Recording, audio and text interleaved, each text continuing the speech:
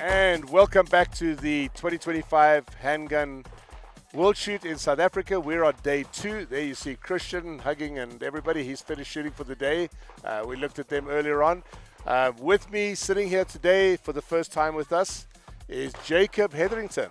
Hey, everybody. Good morning, Jacob. Actually, it's good afternoon, not quarter to 1 in the afternoon. Jacob was shooting this morning. We're going to take a look at production optics for the first time because we haven't had a chance to look at that. And we're going to look at some scores and so forth. We don't have video yet from you guys earlier. We're going to have that later on if we can bring it in. And in the meantime, Jacob, we're watching some cameras. Yes. So if we see a stage being shot that you recognize or you've got some comments on, then we'll cut to that. This is actually walking down the middle of the shooting range. Beautiful area, paved area. You haven't shot there yet, have you? No, that's my next stages I shoot. So, Jacob, what do you think of the World Shoot so far? So far, it's been super fun. I've enjoyed pretty much every moment of it. The stages are fun.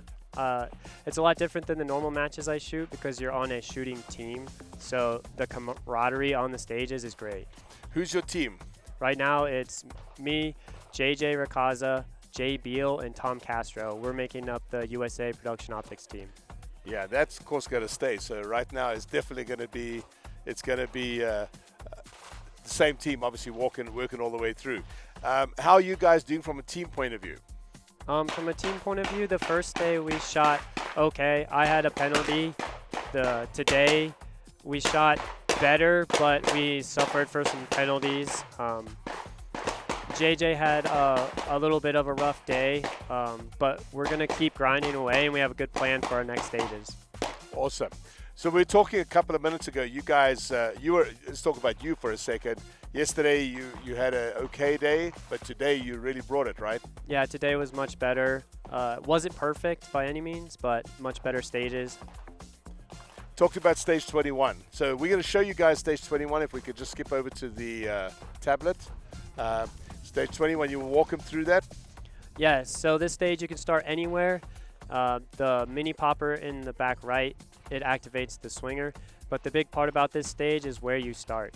If you start in the back left, like the uprange part of the shooting area, you can draw and engage that steel plate very comfortably and straight up, and then continue right around the stage and end back in the left in the front on the last paper. But there's an option to start up where target 1 is by the tires, and that cuts off that movement, and your draw is going to be much quicker. For this stage, my draw was a .85, so that's really quick. The target's like 3 feet, maybe 3.5 feet from you. And then I engaged T5 on the move, T4 on the move. PL1 actually activates the swinger, shot that on the move, and then I shot the swinger on the move. I reloaded and went to that back left corner of the front, and from there I was able to lean and shoot the paper and the last steel around the edge of a wall. And it's a pretty tough lean, and I told myself if I couldn't see it without stepping on top of the fault line, I was going to shoot it from the back, but I was able to see it, so I put my foot inside the fault line, nice help tighten against it, and leaned out, and was able to go 1 for 1 on it. Yeah, that's amazing because on that stage you actually gained quite a bit. You shot that stage at a 5.87 hit factor. The closest to that's a 5.1, and that's of all the super squad people shooting, right? Yes. So 0.6 of a hit factor, you'll take that. Yeah, I was pretty happy with how it went, and I just got to thank my mom and dad for making me tall enough to lean out and shoot that. Yeah, they definitely had something to do with that. Yeah. Jacob, talk about that 85 draw of yours. So most people at a World Shoot would say that's way too high risk, right? Especially because you shoot minors, so you need alphas. Right, yeah. I usually tend to do well on stages from raw time over shooting really good points. And I can try and shoot slow, and I usually will still end up with some points down. So my strategy is to shoot at my comfortable pace. And so that .85 draw, it seems a little risky, but with the target that close, most of your natural point of aim ability just shines through, and you can plug A's. Although saying that, I'm pretty sure I shot Alpha Charlie on it, but with the time that I saved, it made up. We drop over the stats here. We can show Jacob's scores for the whole match. And you can see we're talking about stage 21, which is this stage here.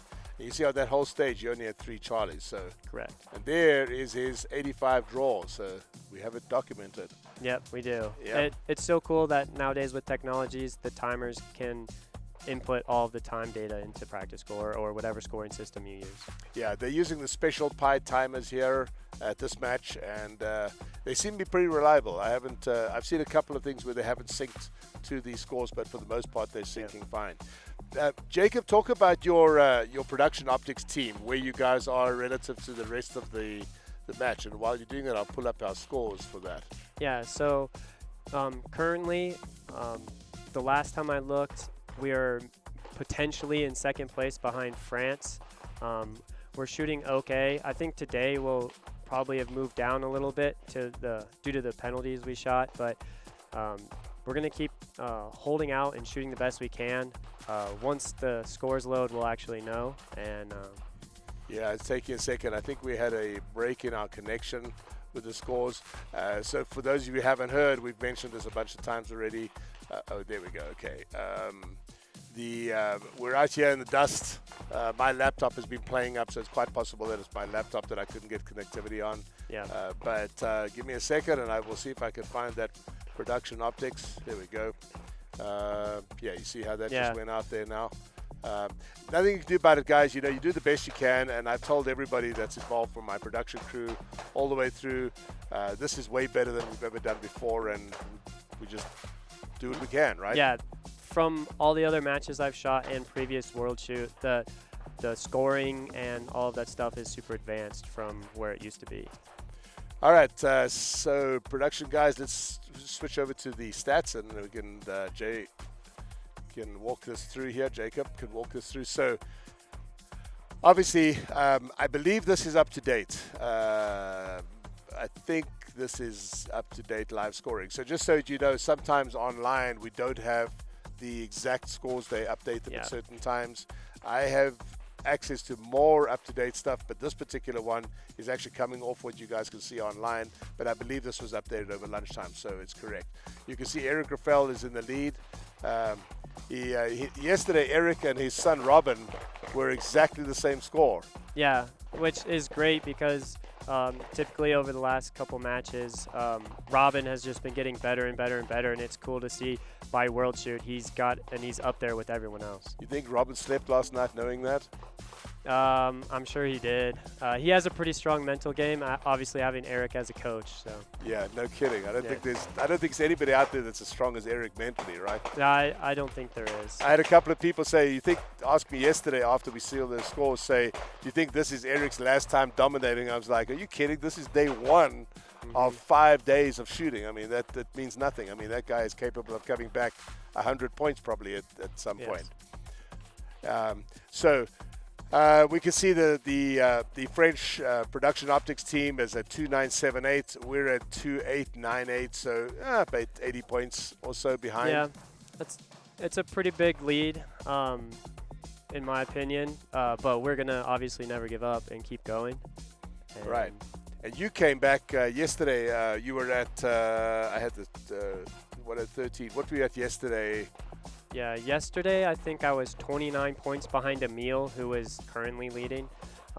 So now I'm about 15, 16, 17-ish points. So I made up almost half of my points.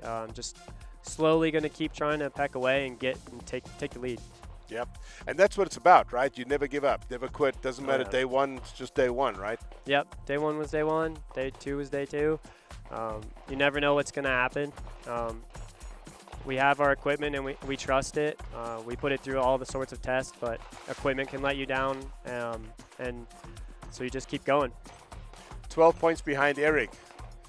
That's what you are right now. 12 points behind. Yeah, that's perfect. I'm just going to try the next time we shoot, which is Thursday, just try and shoot the score and stay super focused. So. All right, you guys want to switch over to stats one more time? I want to just show some of the things. So this you could actually see online. Not this exact screen, but something close to this. We actually have the ability to do comparisons, but I won't confuse you with this right now. You can see here is JJ down here. JJ's at 913. Tom Castro is at 903, 10 points back. Anybody else you want to mention in here that's shooting? There's Robin. Yep, Robin's good. In 151, Martin Kamenicek. He's typically not the fastest shooter, but he is extremely accurate and rarely makes any mistakes. Yeah, I remember that from watching him shoot in Czech Republic. He's an alpha machine. Yeah, he loves to shoot the A's. He did when he came to Carry Optics Nationals 1 or 2 years ago. So, and you know, before we let you guys go, we'll actually pull up his score, 745, and you guys can see that. There we are. Okay, if you want to jump over stats, there we go. Yeah, so it looks like he shot only 1 delta out of 12 stages, and his Charlie count looks relatively good. He's got some full house, like stage 23, all alphas. So he's doing what he usually does, and he's just hitting all the alphas. Yeah, 23, and that the short course. Well, Jacob, thanks for joining us. Appreciate you having around. Shooting for the AMU team as well, so they get to wear their AMU because they're professional shooters. Jacob, I remember Jacob from when he was a little guy up in Prescott, Arizona.